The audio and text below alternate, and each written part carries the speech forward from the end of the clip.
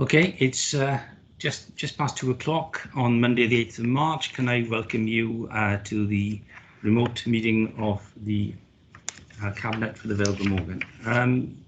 First item is that if we do have any observers, then can I ask that they keep themselves muted and their cameras off, as they are attendees as observers to the meeting.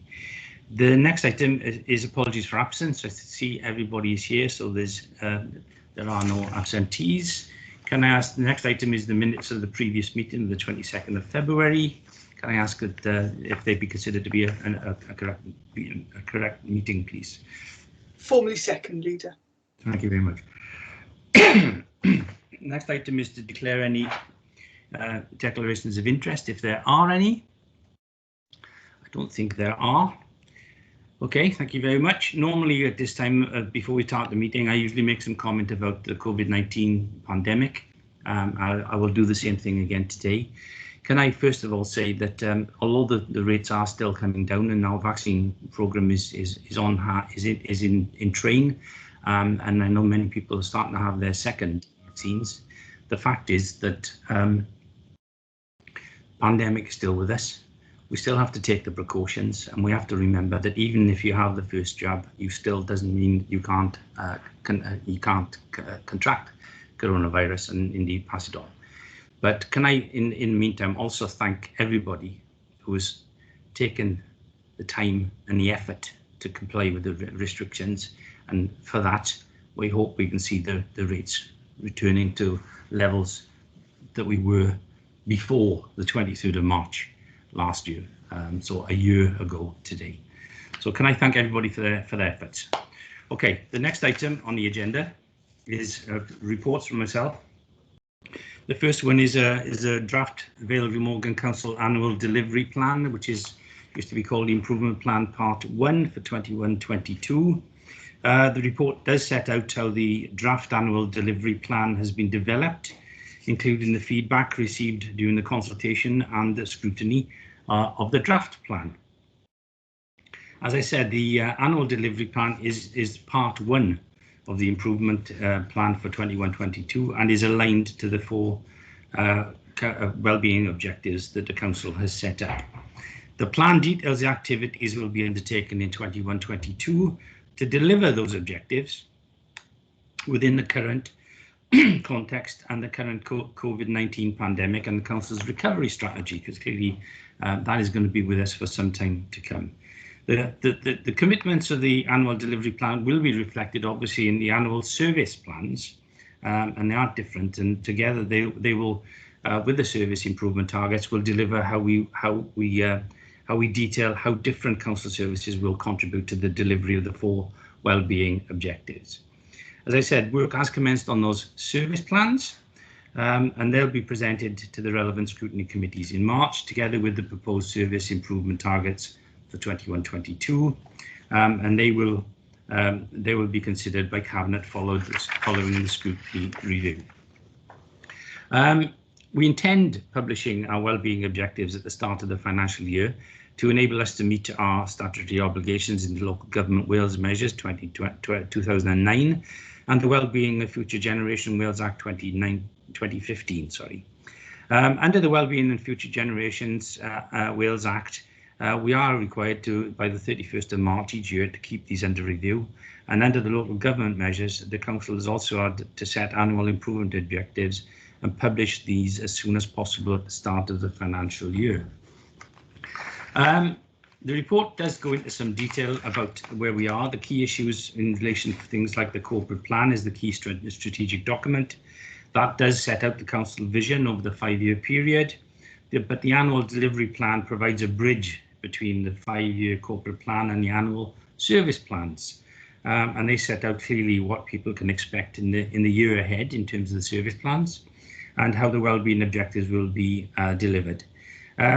Clearly, we will continue to continually review the relevance of the 4 objectives that were agreed. They have been part of the work of the Council for considerable time, particularly during the time when we coronavirus recovery strategy. But we are confident that our well-being objectives and associated commitments in the annual delivery plan for 21-22 are relevant in delivering outcomes for the Vale residents and the national well-being goals. As I said, the Council is required to publish the objectives by the 31st of March. The annual delivery plan has been developed through the leadership team, and it does reflect how services are changing, our recovery strategy, and the work is ongoing to respond to the pandemic. But throughout the pandemic, the Council has undertaken work to understand the impact of the economy and the impact of the community. The annual delivery plan is a complex document, and it does cover the broad breadth of the services that the Council delivers. It does follow the same structure as the corporate plan, and all 4 objectives and their associated actions are of equal importance, so there's not one is more important than the other.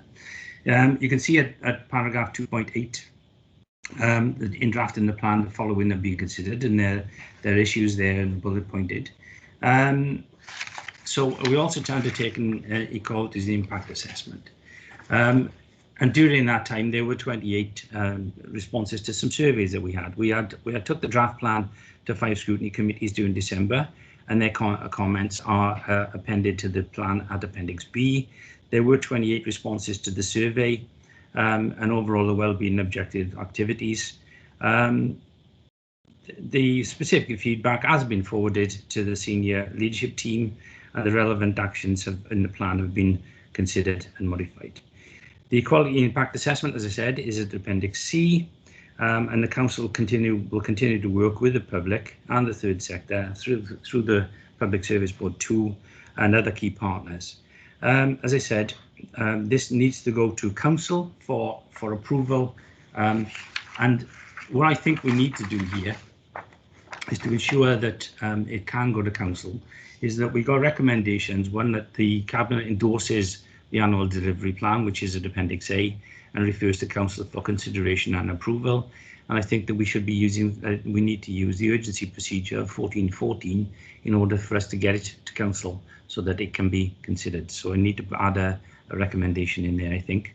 And then thirdly, that Cabinet notes the approach taken this year to draft the annual delivery plan and the relationship with the annual service plans. So we have structure, we have the corporate plan, we have the annual delivery plan, and then we have the service plans. I don't know if anybody wants to make any comments in relation to that.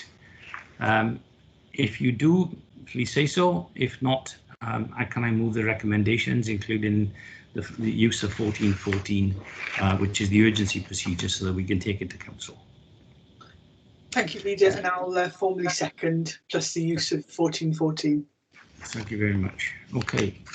The next item is the impact of coronavirus on our communities, and it's dated March 2021. The updated community impact assessment does explore how COVID-19 pandemic has continued to impact on our communities and the well-being of our citizens. And there's been a considerable amount of data and research taken in looking at what effect it's had, and I think this is quite a comprehensive report. The community impact assessment was initially considered by Cabinet in September, and that did provide some important evidence and a base to inform the Council's strategy. Because of the pandemic and the restrictions imposed upon us, it has been necessary to protect those most vulnerable in our society, and try to limit the pressures placed on the National Health Service and social care. However, there has been a wide range of ranging effects on individuals, both nationally and locally. And this report does build on the picture which is developed on the initial analysis published in September to further explore the impact of the last 6 months this had on our citizens. Summary of the findings are concluded in this report, and there are many of them. Basically, what Cabinet has been asked to consider at this stage is to note the contents of the impact assessment and approve it for publication. Can I also add that we thank the officers who put this together, because it has been a daunting task really, and it's covered it so many different areas. The second recommendation we've been asked is that the impact assessment is shared with all members of the Vale Glamorgan Public Service partners and the town and community councils via email, and the findings are used by council services in the future development of the policies of the services. Can I say we probably, if we share with all members through email too. 3, that the Cabinet receives a periodic updates on aspects of the community impact assessment throughout the year in parallel with the reporting of the corporate performance. So basically, as I said, it was an impact that was originally thought out in September. We put together our recovery strategy.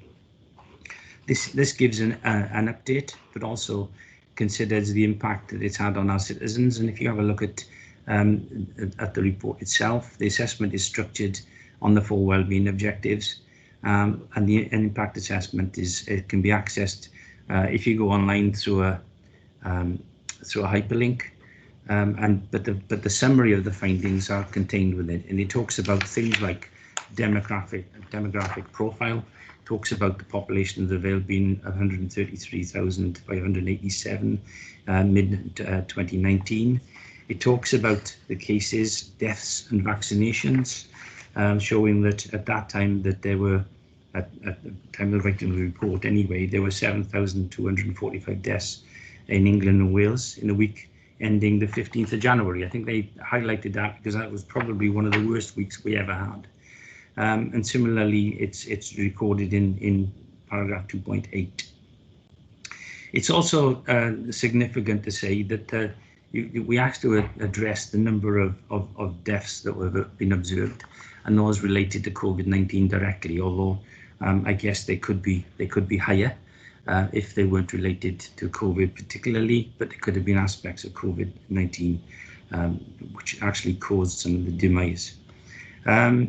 One of the item things here is, of course, at the end of 2.8, it talks about although data can be provided on the number of deaths, it's not possible for these deaths, how they've affected their families, their carers, friends or colleagues. And it is mindful to realise that we're coming up to the 23rd of March, which was the time when we all went into the first lockdown. None of us thought that we would be at this stage again at this time of the year, and when you consider that we've been in level 4 since before Christmas, it's had a devastating effect on all our lives. The report goes into things like workforce changes, how people have changed the way they work. It is considering things like unemployment rate will continue to rise, and by the very nature of the situation, some of those job vacancies of reduced too. So those people who've made or become redundant are finding it even more harder to find jobs. It also has an impact in terms of the change in incomes and economic support and the rising living costs within it. It talks about education, particularly of concerns for male learners from gypsy and traveller backgrounds, BAME learners from more deprived backgrounds, and for learners who need more support in education. Clearly, we've been in situations where our schools have been in for a while, so then they've been closed. But during that time, we've always tried to ensure that those most vulnerable and the children of key workers have some form of school or hub initially to go to during that time. But formal learning, as we all know it, has definitely changed, and I'm sure somebody may say something about that. In terms of housing, then clearly there's been a disproportionate impact on the different housing tenures, and that's covered in the report too. Tourism, most tourism businesses haven't flourished, as we all know. Whether or not there will be a reintroduction in the coming weeks, only time will tell. Issues in terms of crime has obviously been increased in some areas, particularly in terms of domestic abuse and those increases of antisocial behaviour. Clearly, when people can't do what they normally do, there's going to be mental health issues, and that's covered within the report, as indeed it is in relation to physical health. We've been very lucky in terms of the way we've been able to continue with our social services. We continue to work with our most vulnerable in society. And as I said earlier on, some of the things we did originally was to set up hubs in schools. Homelessness has been an increase, obviously, but we have tried to address that as much as possible. We've had people living in hotels, and that's going to continue for the time being. There's issues in relation to things like pollution levels, and clearly there's been aspects of the pandemic, so there's been not so much traffic on the road, and indeed there's an issue there in relation to green spaces, because clearly people really need to get out sometimes and have some exercise. And again, hopefully, I hope there'll be some changes to the restrictions in the not too distant future. Issues in terms of waste and PPE, clearly we had issues with the personal protective equipment. There are some issues in terms of that, because sometimes those are not made from recycled materials. And indeed our waste has gone up because more people are staying at home, which is not unusual. Talks about digital exclusion. And if you think about it, that there were lots of people who didn't have the right facilities, and hopefully it talks here about the survey found that those 50 and over got their news from the TV as a most reliable source of information. Talks about community spirit and volunteering. I think we all have to echo and congratulate some of those people who've been helping us during this pandemic, particularly those of the really heroes. I know there was an upsurge initially, and maybe that's dropped back a little, but I'm hoping that we can still work together to ensure that that isn't lost altogether when the pandemic eventually goes away, or at least is abated to an effect where we can have more of a normal life. As I said, the community impact assessment does provide detail of this information. There's a great deal of information here, and I've skimmed it. But as I said, the recommendations are that we note it, that we share it, and that we have periodic updates. I don't know if anybody's got any comments they want to make in their own particular area, please. Liz. Thank you, Leader. Just a couple of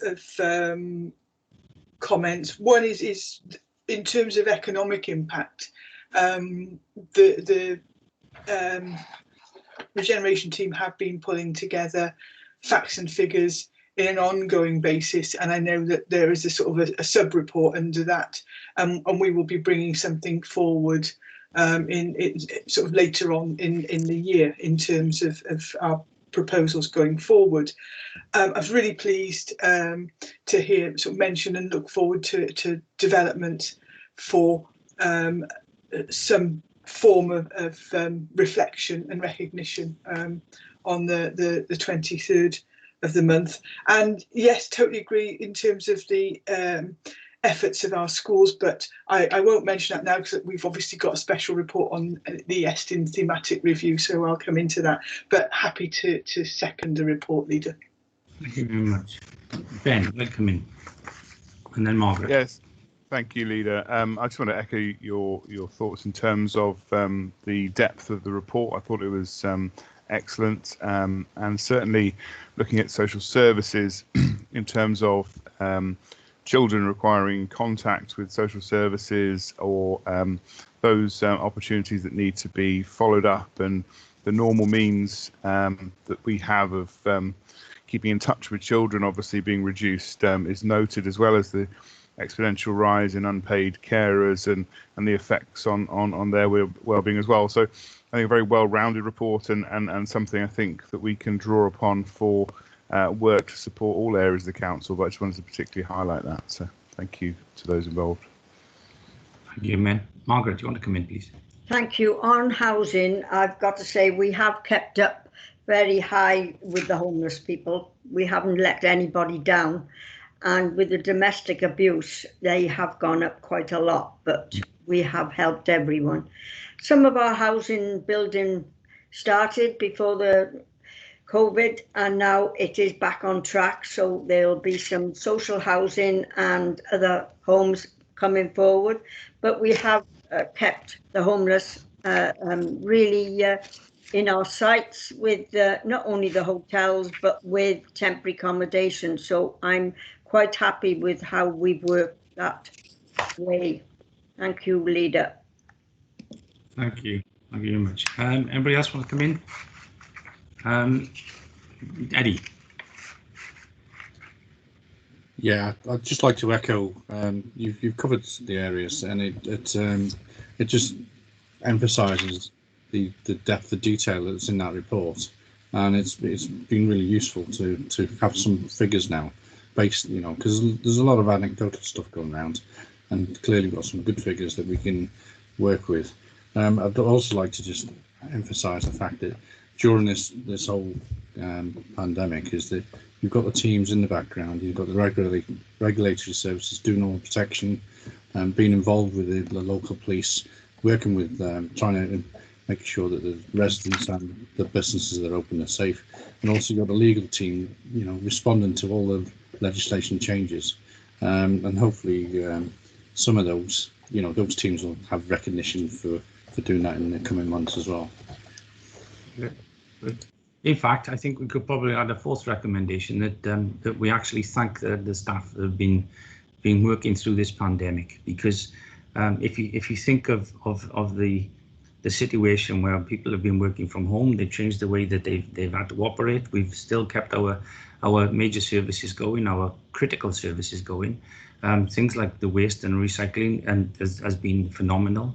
One of the comments in there is because people are more at home, there's more waste produced in terms of that, so that needs to be picked up. In terms of things like our finance and regen teams actually pumping the money out the door in terms of grants. You know, I think it's something like 50 million quid's worth of grants gone out since the beginning of this, apart from other issues. And we've had issues in terms of people not having enough money. We know that from March to November, there's been an increase of 4,844 people in receipt of universal credit, for example. Now that has an effect on people's lives. It has an effect on what they can where they can buy, and I know it's also had an effect on rental income, and that's one of the issues that we have as a housing authority. But there's the private sector too, who people may not have been able to pay their way as they would have done in the past.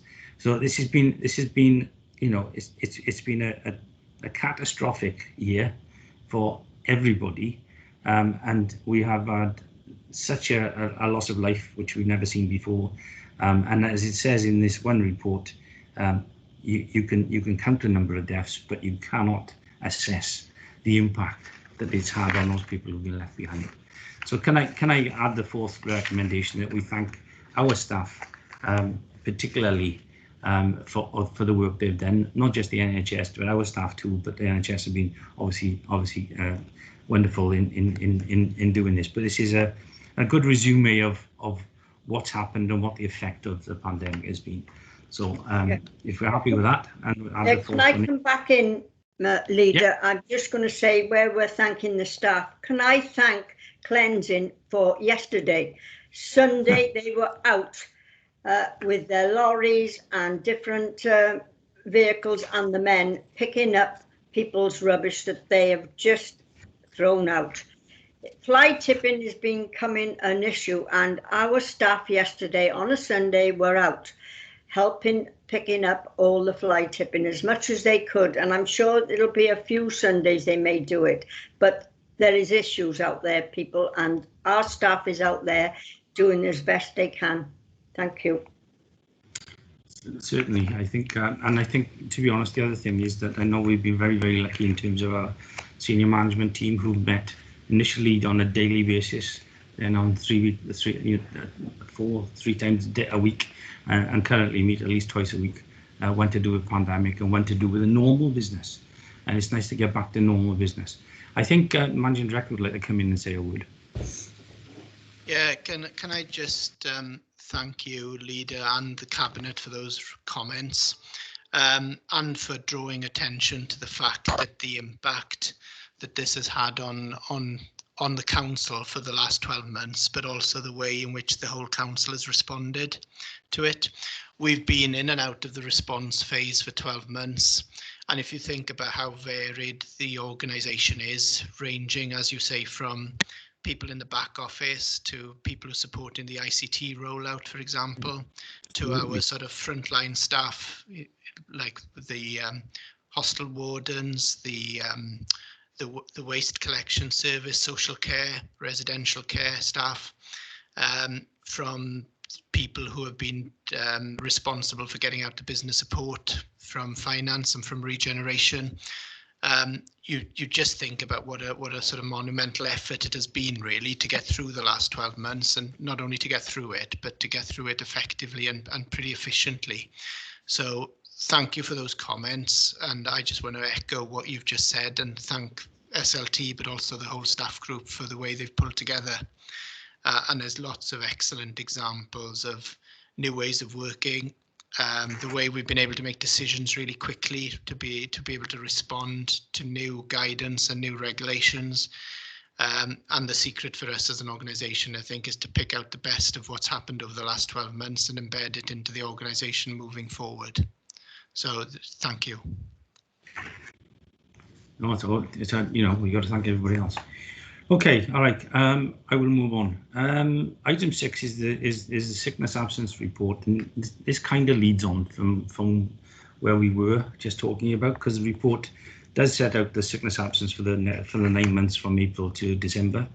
There has been a significant decrease in the absence levels, and the paragraph 4.1 shows a decrease of 7.62 days lost per full-time employee in April to December 2019, and this come down to 6.12 days lost per full-time from April to December 2020.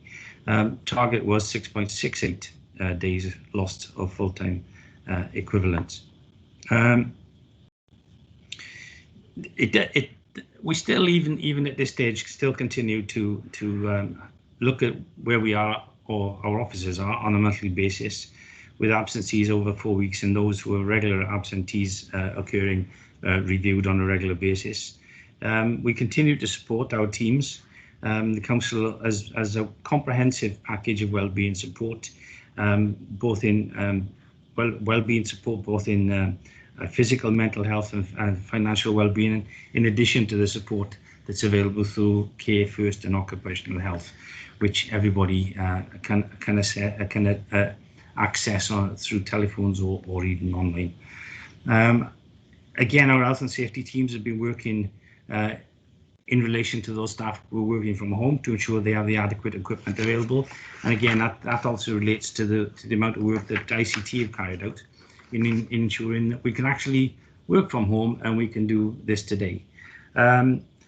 We don't have figures comparable for the rest of Wales authorities because the annual targets are not available yet, but they will be available later and we can look at that. But I guess in some respects, it's no surprise that the sickness levels have dropped, and the annual target of 9.2 days lost per full-time employee or equivalent is probably going to not be exceeded. The report does go into some detail about comparisons from 2019 and 2020. It also talks about things like there are differences if you have a number of different employees and that sort of stuff. Talks about there's been overall decrease across all levels. And again, if you want to look in terms of on page 5 on the reasons for absence on 411, then there's a list of those reasons, and you can see also that the pandemic is number 6. So that's risen over the time, because clearly people who are asked to self-isolate, people who have taken a test and are positive, or even been pinged in terms of they've been close to someone, then that's going to be a reason for absenteeism. Talks about the reference to length of absence members in 4.12 in those who are in long-term or short-term sickness periods. There's comparisons within the report in terms of each service area, which are on 419. And again, we look through performance management. The main performance management elements of the sickness are covered in 422. So they look at the breakdown of the sickness absence. We review the absence levels. The absences have been based on scrutiny of priority of absences, as I mentioned earlier. Obviously, looking at the long-term absence cases, particularly on individual case management basis, so each is taken on their merits. There is currently a review of the attendance and wellbeing policy, and that's currently underway and will be reported in due course. As I said, there is employee assistance through Care First Employee Assistance Programme. We still continue to have health promotion, like things like flu vaccines. We further supported occupational health, and I know we've helped giving help to Health Service 2. Occupational health as screening for all employees. There's a considerable amount of work going on, and the council now actually has nearly 40 trained health champions, and that's covered on paragraph 425. So basically, in summary, the management of sickness absence continues to be a high priority, and of course the impact of COVID-19 can't be disputed. The annual target, as I said, is 9.2 days lost per full-time equivalent. There continues to be hard work and support from the strategic leadership team, human resources and managers and trade unions alike. So basically, the recommendations here is that the report on the 9-month quarter sickness absence figures provided in Appendix A be noted, that the report be referred to Scrutiny Committee Corporate Performance and Resources for consideration, with any comments referred back to Cabinet to further consider.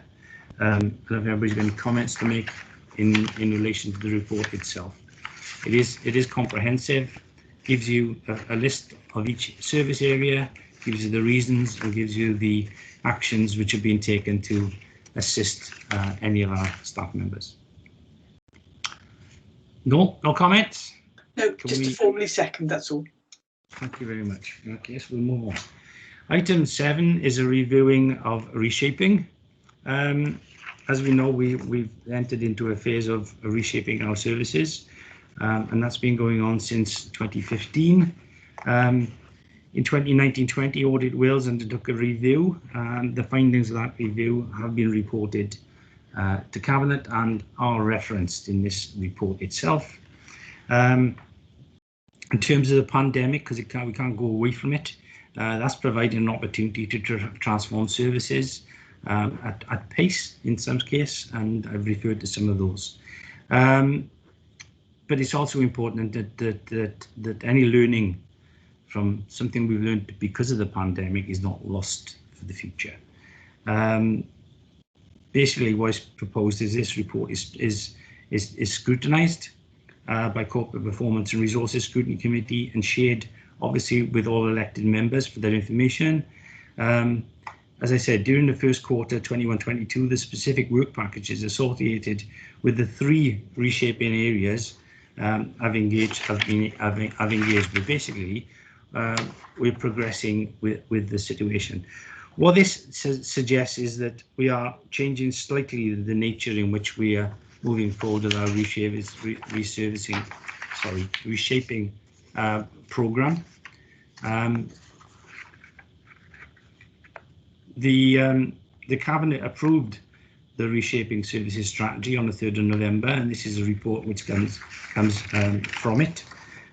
Key issues in terms of reflecting on the reshaping services because it's been a long time, 2015, and originally it was all based on financial more than anything else. But since then, we've looked at new models of service delivery. We looked at new skills and experiences, where they've been developed. We looked at new workshop relationships, and we looked at significant financial savings. Audit Wales review, we asked us to consider things. They asked us questions like, was it all just too financially driven? Was it too governance heavy? Was it too inward facing? Did it move quick enough? Was there sufficient ambition and risk taking, and was there enough innovation? Clearly, we've addressed those issues, and the reshaping review, which is shown on paragraph 2.4 onwards, shows that the 3 areas of opportunities that we're going forward are the opportunities to take on big community issues, opportunities to change the way we work, opportunities to use our resources differently, which is fair enough, and the reshaping services programme is set out before you on paragraphs 2.7 onwards. And if you look through the report, it actually goes through each of those areas of reshaping our community, reshaping our work, and reshaping our resources within the report itself. So basically what's happening is the next steps is that the first quarter of 21-22, each of the 3 areas will be subject to further involvement, engagement and refinement with the stakeholders to formulate defined work programmes of work. The reshaping service, I changed my name. The reshaping programme board, as it's now called, will continue to oversee and deliver aspects of the programme, and there'll be regular reports to hear and to scrutiny. So basically, what's been asked of us today is that it's recommended the Cabinet notes the contents of the report, that it's recommended the Cabinet endorses the proposals outlined in the report for developing the Transformation Change Programme, the reshaping programme for the coming years.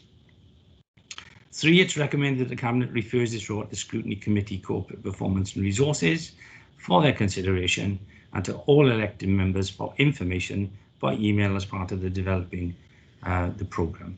And it's further recommended that the Cabinet receives further updates quarterly on a quarterly basis on the progress of the programme. Perhaps I can add in terms of recommendation 3. It says that all elected members be given it by email. Perhaps we should also send it to the town and community councils, because they are our strategic partners in terms of this, and possibly also the Public Service Board, because this is talking not working in silos, not working in isolation, but actually working with our partners within the community at all levels. So with that slight change, and I'm going to add that in there, if that's okay, then I will formally move. Anybody's got any comments, please? Liz. Only to say that I think it's good that we can have a full discussion, which is obviously not available in this committee, but when it goes to corporate resources, there can be a full discussion of it and the way forward. It's good that we've reflected and learned from not only previous events, but certainly events of the last year, and happy to second, Leader. Thank you very much. Anybody else got any comments? Ben? Yeah, thank you, Leader. And drawing slightly on what Liz said at the end there, I think this is another example of what we can take as a positive out of the last year, is where we've been able to rapidly build up relationships with external bodies, where we've been able to enhance services within the community, working with communities to deliver them. And I think it's right that we remove this reference to services. This is about reshaping what the council does, and the council is everybody and everybody within it who lives in our area. And I think it's right that we have a nice open discussion about, actually, blank piece of paper, how can we make things better, as the report lays out in I think it's 2.5, around how do we fix climate change, how do we reshape ourselves to sort that out, amongst other things. So yeah, I think an excellent report, well written, and it's already formally seconded, but I'm happy to support. Good, thank you very much. As you say, it's important because this affects everybody who lives, works within the area. Okay, thank you very much. In that case, I will move on to the next item, which is the capital monitoring for the period 1st of April 2020 to the 31st of January. As usual, the delivery of the capital programme has been challenging this year, as it has been for the last year. Progress has been made, though, across the whole programme. And the report does include approval, because there's been some issues since the last monitoring, since the last report. So new work has since the last monitoring report been included in the approval to fund, for example, the decarbonisation work as part of the 21st Century Schools programme, the provision of ICT equipment to support home learning for school pupils and adult learners, and support for leisure facilities. The report also details the current position and includes changes to the programme for the following reasons, either because additions to the programme following receipt of a number of Welsh Government grants, and there have been several, addition to the programme through use of Section 106 monies, and some slippage of the programme to 2021-22. Appendix 1 of the report contains details of the programme on a scheme-by-scheme basis. So basically, there are lots of issues in terms of this. There are recommendations that the Cabinet notes the progress made on the 2021 capital programme. The Cabinet refers its report to Corporate Performance and Resources Scrutiny Committee for consideration. That the Cabinet notes the use of delegated authority as detailed in the report, which is covered in the areas which covers, I think, six items itemised. That the Cabinet notes the use of emergency powers as detailed in the report. I think you'll find that under recommendation 4, which is about 14 of them. And that Cabinet approves the changes to the 2021 and future years capital programme as detailed in the report, and are in the region of 26 or so itemised areas, which I do not intend to read out. So basically, I will formally move the recommendations that are before you. If anybody's got any comments to make in relation to the capital programme, it has been difficult.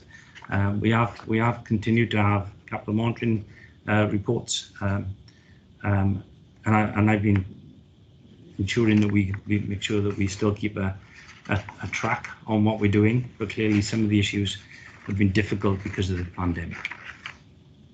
So, with no further ado, Liz, you want to come in? If I could, Leader, this is just to draw attention to the capital investment in learning and skills over this year.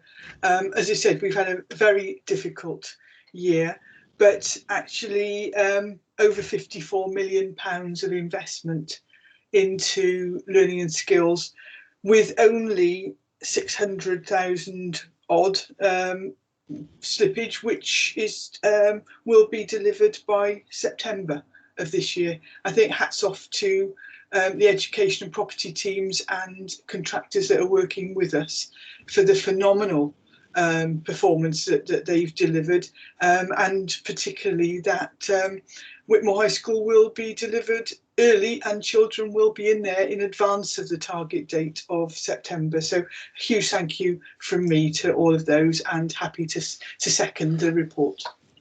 Okay, thank you very much. Does anybody else got any comments? If not, I'll move on. The next item is the notes of the revenue monitoring for the period April to 31st of January. As normal, it outlines the position, taking into account the impact of the pandemic on the Council's finances, and indeed the position with regard to achieving the agreed efficiencies for the current year. As you all know, the revenue position for 2021 is challenging, with additional pressures on the Council as a result of COVID-19, which has resulted in additional expenditure and also a reduction in income. We've been very fortunate that since March 2020, Welsh Government has provided financial support to cover additional expenditure incurred by the Local Authority Emergency Hardship Grant. To January, the Council has received £9 million to cover additional expenditure due to COVID-19. The table of paragraph 2.2 in the report details the grants that have been claimed for that period and details the payments that have been received in relation to those claims. With regard to lost income, nearly £3 million has been received for the first 3 quarters of the financial year. In addition, the Council has also received other specific grant funding from Welsh Government to cover additional costs relating to COVID-19, which are again detailed at paragraph 2.6 of the report. These total £56 million. It's also projected that an unplanned use of reserves will be necessary in the short term, which currently estimated at about £3 to £3.5 million. This is obviously in addition to the £1 million already approved to support the 2020-21 revenue support budget from our general fund. The report also details the position service by service based on current projections and will change as the year develops, and further clarification on grant funding is received from Welsh Government. On a daily basis, we seem to receive some more information from Welsh Government, which is all very good and welcome. As a result of the pandemic, though, there has been a reduction in the council tax collection, and for the period to end of January 2021, as compared to the same period last year, there's a reduction of 1.7%, which equates to a loss of about £1.5 million. This is in part obviously due to some people deferring their payments. And again, Welsh Government are considering providing additional funding to mitigate this position, which for this council could be in the region of £1.1 billion. So there's still clearly some deficit in terms of that. And Welsh Government are considering assistance in terms of loss of that sort of income. When the budget for 2021 was agreed, there were clearly efficiency savings of £247,000 approved. At current time, it is anticipated that these will be met, and that indeed, to ensure that they are, there'll be close monitoring throughout the year, or the rest of the year, because it's not much longer to go. So the recommendations are that the position with regard to the authority's 2021 revenue budget be noted, that the report be referred to corporate performance and resources scrutiny for consideration. But as I said, it's laid out in detail, service by service, and you can read it for yourself because there are masses of facts and figures. And it also shows the at the appendix where we are in relation to the progress of approved efficiency savings. Don't intend to say any more unless anybody has any comments. Not except to second it, Leader. Thank you very much. Okay, that's the end of my reports, thankfully, and thankfully for you too. Now we have the reports of the Deputy Leader and Cabinet Member for Education and Regeneration. The first one is item 10, the proposal to establish a specialist resource base at Whitmore High School from September 2021. Liz, you're on mute. You're on mute. Even better, that's all right. I'm just scrolling through trying to find the right bit. The joys of digital committees. This proposal forms part of the council strategy to transform special education in the Vale of Glamorgan to meet projected future demand and best meet the needs of our most vulnerable learners. This proposal has been developed to ensure the council can best meet the needs of learners with autism spectrum condition. Just get to the next bit. So Cabinet will recall that back in October last year, the council consulted on a proposal to establish a specialist resource base at Whitmore High School, and the base would provide additional support for up to 20 pupils with autism spectrum condition, because much has been learned over past years in how young people with autism spectrum condition can be supported and participate fully in learning with their peers, if that support is appropriate and adequate. So the council received 19 responses to the consultation by the closing date in the 20th of November, and of those respondees, 100%, that's 19 of them, were in favour of it. So on 21st of December, Cabinet considered the consultation report and determined to progress the proposal through the publication of a statutory notice, which was published on the 13th of January. You know, that's what we have to do in accordance with School Standards and Organisation Wales Act 2013. And anyone can object to proposal within 28 days from the publication of the statutory notice.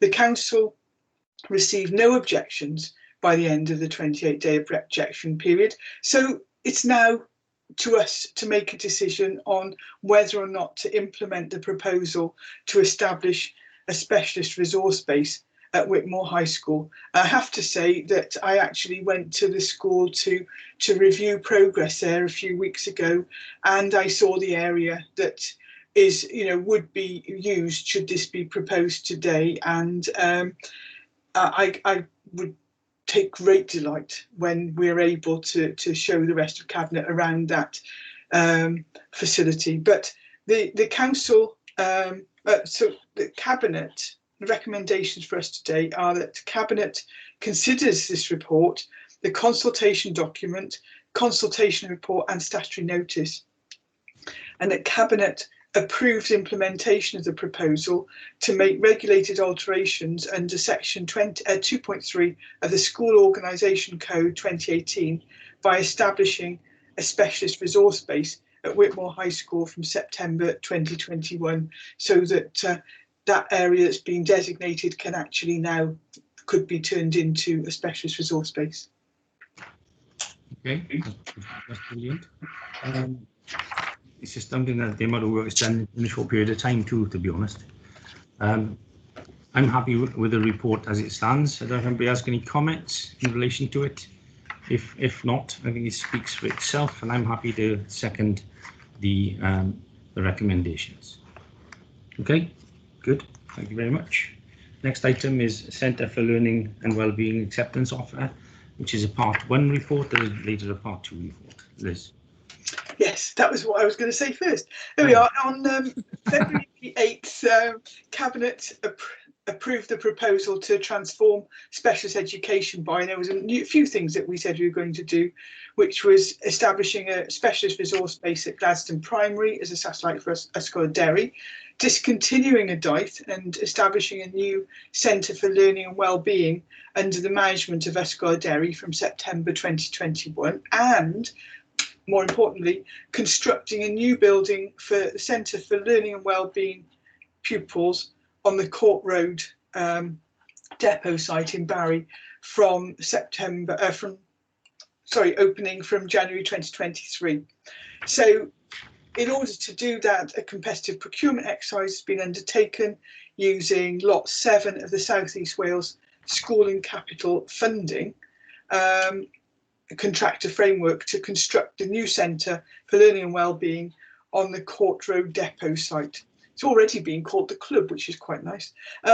These have subsequently been evaluated by Vale Glamorgan Council and ACOM, the multidisciplinary consultancy, in accordance with the criteria stated in the tender documentation, and the further details of ACOM's tender evaluation are outlined in the Part 2 item on this agenda and will be discussed as part of that.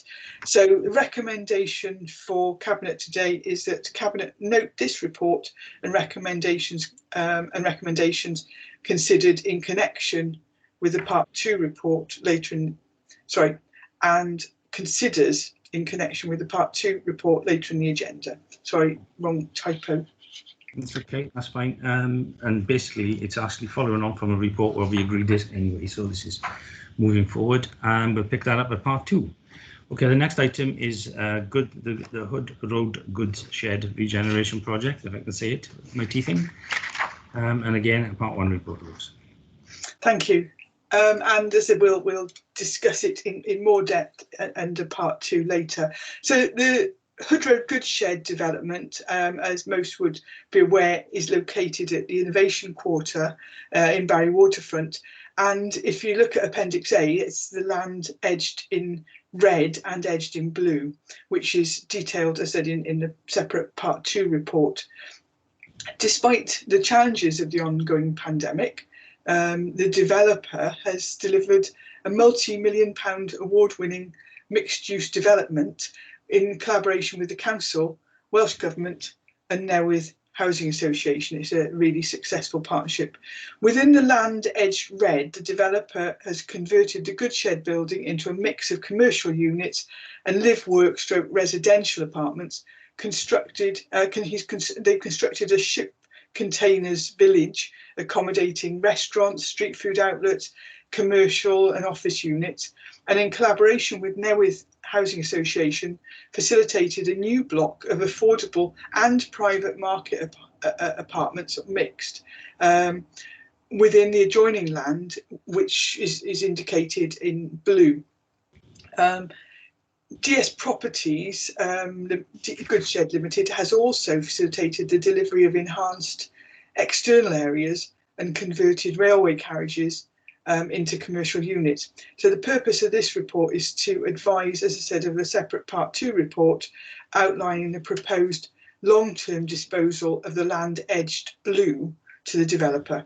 So recommendations for us at this point are that Cabinet notes the successful delivery of the Hood Road Goodshed regeneration project, and 2, that Cabinet notes the proposed long-term disposal of the land edged blue in Appendix A, which is detailed in a separate Part 2 report submitted to this Cabinet meeting. Okay, good. I haven't got a problem with that. The only thing I would ask is when we produce the minutes, that we actually put the plan in with the minutes so people are aware of it. It is currently in the Part 2 agenda, which maybe the public haven't seen, but it is quite simple, a simple plan. And if you read the report, you do understand where it is. But when the minutes are produced, can I ask Matt if we can just attach a simple plan of those areas? But otherwise, we'll pick this up under Part 2. Okay. Agreed? Good, thank you. The next item is the Estyn thematic review for support of learning communities in schools and pupil referral units. And I think you referred to this earlier on. I did, Leader, and I'm going to need papers and 2 computers for this one. I know. So during autumn term last year, 2020, Estyn undertook a thematic review of the work of local authorities between March and November 2020 to support learning communities in schools and also pupil referral units. The outcome of this work in the Vale of Glamorgan is outlined in Estyn's letter, which is shown in Appendix A to this report, and that's quite a comprehensive report.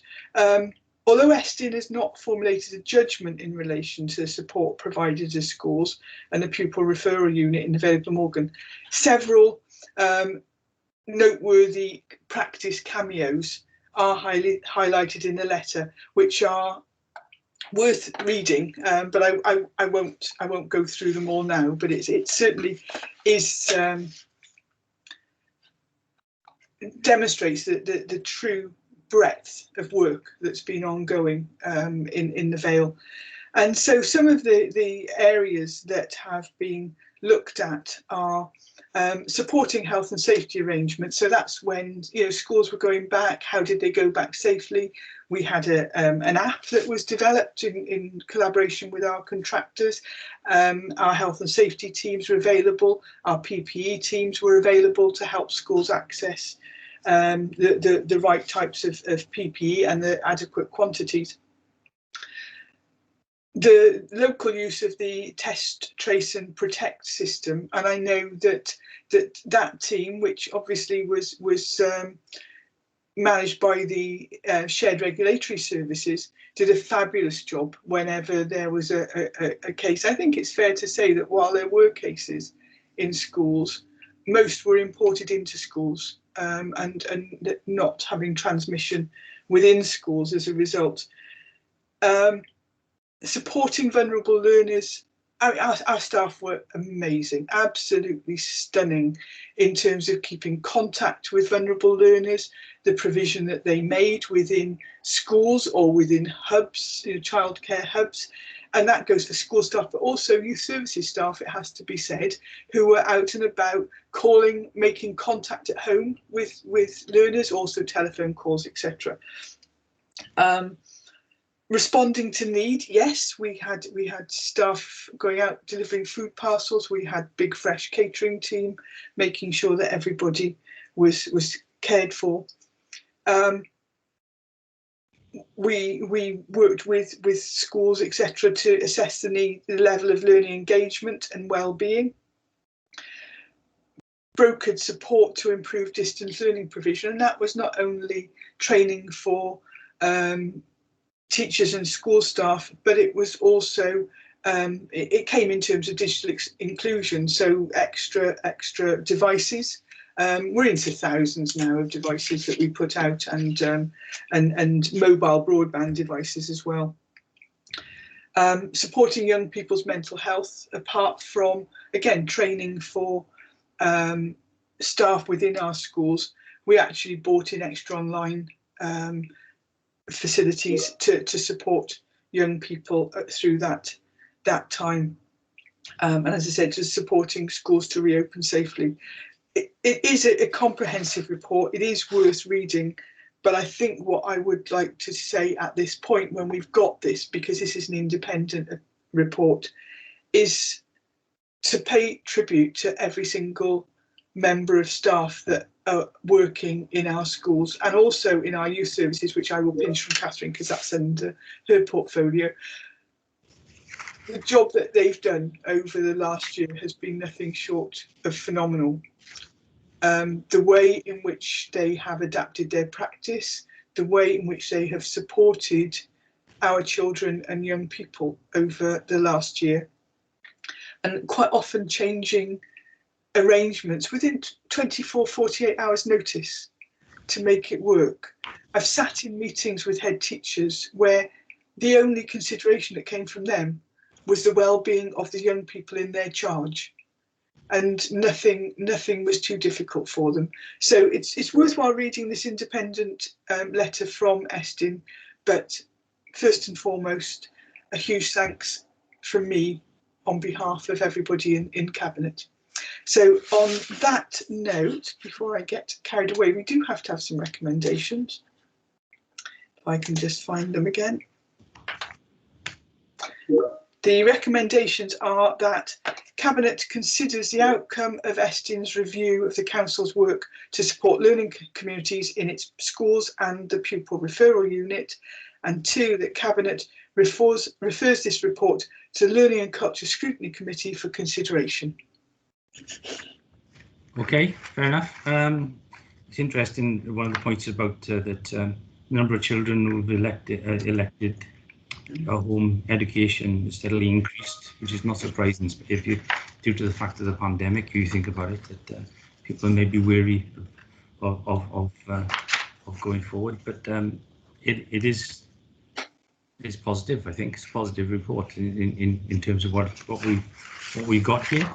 To be honest, Lida, I think what you've said is very relevant, and I think that one is a challenge, therefore, that faces us, because as there is increasingly more blended learning, then our staff are literally being pulled in increasing directions to support schools and pupils effectively. But also where children are at home through maybe anxiety, maybe other factors, our inclusion team have been working very hard to pull together individual plans to support those children and to find the best solution for them going forward. So yes, you raise something that's very, very relevant, and the team are on it. But the thing to remember is school is one of the safest places to be for children, and to be honest, I'd rather them in that environment than running around and maybe contracting a disease or even passing it on.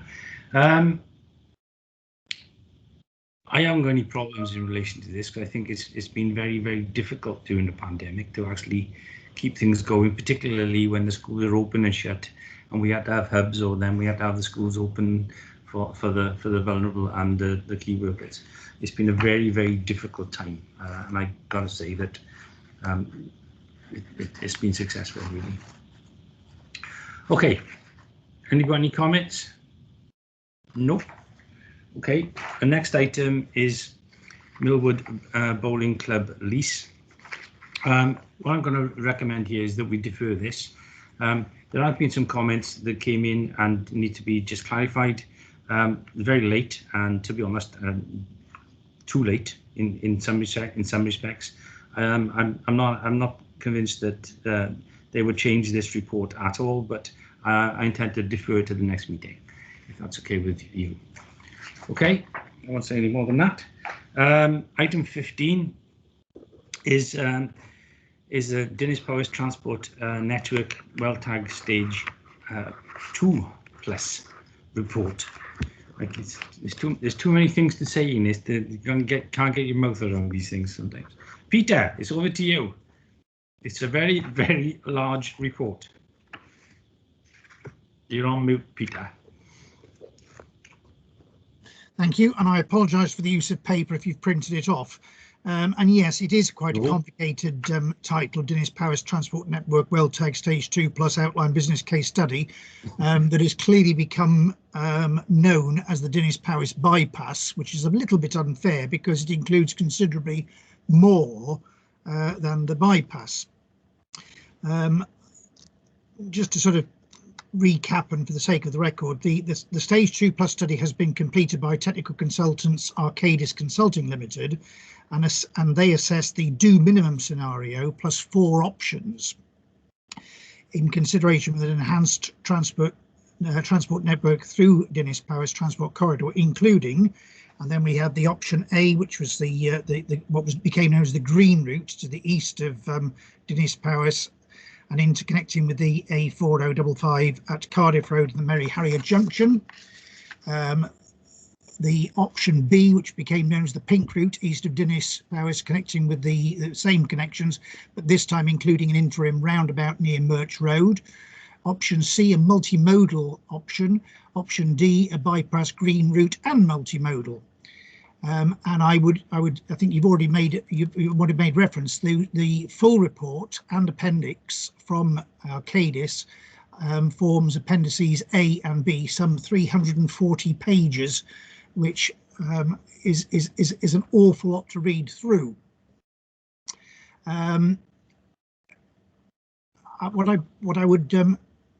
What I would also like to say is that it goes on. It says, I'm recommending that the study is now taken forward for completion of a 12-week statutory public consultation exercise during the 21-22 financial year, subject to funding being approved by Welsh Government for the continuation of work. And I need to say that up to this point in time, it is all the work has been funded from Neighbourhood Services and Transport Reserves, and it's simply not a sustainable situation. We really do need some help in this work. So that consultation would be, assuming we get the funding, that consultation will be undertaken prior to a decision being made to progress to the preferred option to WellTag Stage 3, also known as the detailed business case. And it's on the basis of the current WellTag Stage 2+ study that is considered that option D has merit in being taken forward for further consideration at the next stage of assessment, subject to the completion of that public consultation based on the potential social, cultural and economic benefits and value of the money identified. And at that point, I need to add that for completeness sake, I received an email from a resident very late last night. However, the issues he raised were not pertinent to this report, as Cabinet had already decided some time ago not to pursue the longer road link into Barry, and that decision had been through the scrutiny process and supported by the Dinas Powys ward members. I will, however, reply to him explaining this, but I will also forward his email to the chair of the E&R Scrutiny Committee, who will be considering today's report next week, and they may wish to explore some of his concerns there. And having said that, I then come to the recommendations that, first of all, Cabinet notes the progress made on the Dinas Powys Transport Network. You've muted yourself, Peter. I think I've just got to the recommendations that I'm asking Cabinet to note the progress made on the Dinas Powys Transport Network well-tag study stage 2+, that subject to Welsh Government providing local government grant funding in 21-22, the project is taken forward for completion of a 12-week statutory public consultation exercise prior to a decision being taken by the Vale of Glamorgan Council to progress to a well-tag stage 3 study, and that this matter is considered by the Environmental Regeneration Scrutiny Committee. Thank you.